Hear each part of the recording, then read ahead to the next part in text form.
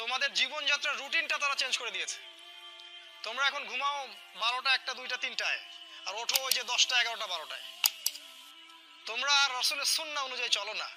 আমাদের চাচারা ঘুমাতেন 9টায়, ওই যে ভোর 4টায় উঠতেন, তাহাজ্জুদ পড়তেন, তারপরে নামাজ পড়তেন, মাঠে কাজ করতে যাইতেন। তাদের যে ফিজিক্যাল স্ট্রেংথ, এটা তোমাদের মধ্যে নাই। যদি আবারও মুক্তিযুদ্ধ হয়, তোমরা কিছুই করতে পারবে না দেশের জন্য। ওটা পেঁচার পরে লাভ নাই যে সোনার প্রজন্ম তৈরি করতেছে, এগুলো বোগাস কথাবার্তা।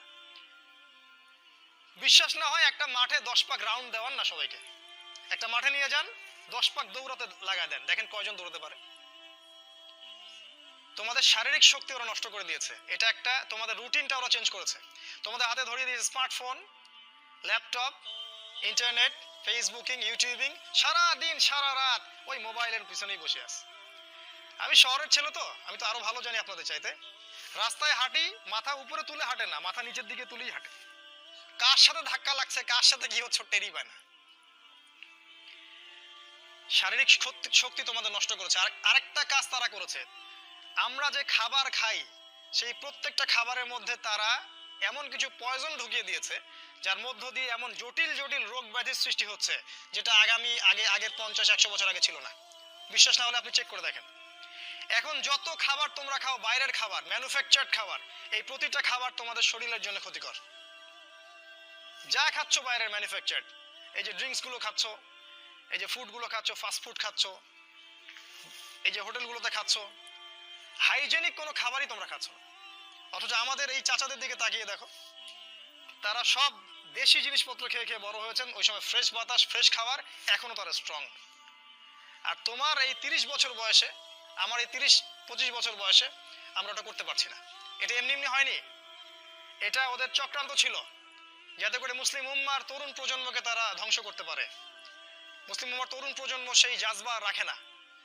1 নাম্বার তোমাদের জীবনের উদ্দেশ্য থেকে সরিয়েছে, 2 নাম্বার তোমাদের খাবারের অভ্যাস চেঞ্জ করেছে, 3 নাম্বার তোমাদের এই শারীরিক সক্ষমতা নষ্ট করেছে, 4 নাম্বার তোমাদের শিক্ষা ব্যবস্থাকে সে ধ্বংস করেছে।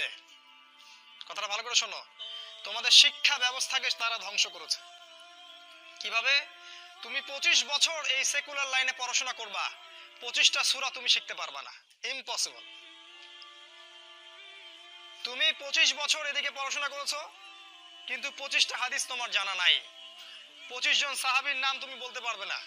তুমি রাসূলুল্লাহ সাল্লাল্লাহু আলাইহি ওয়াসাল্লামের জীবনী কখনো পড়ে দেখো নাই, ছুঁয়েও দেখো নাই, তার স্ত্রীদের নাম তোমার জানা নাই, 10 জন জান্নাতি সুসংবাদপ্রাপ্ত সাহাবীর নাম তোমার জানা নাই।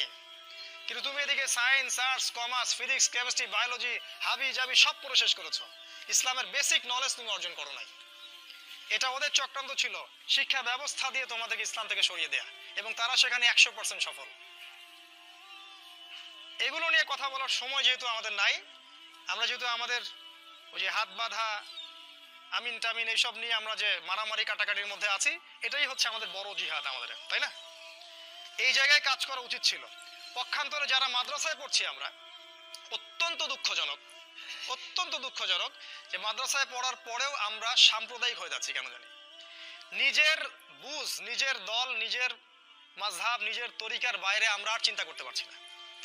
ইসলাম যে একটা প্রশস্ত সাগর, এখানে যে কত কি আছে এটা আমাদের জানা হচ্ছে না। একই সাথে কোরআন সুন্নাহ হাতে থাকার পরেও আমরা বিশ্বকে চ্যালেঞ্জ করতে পারছি না।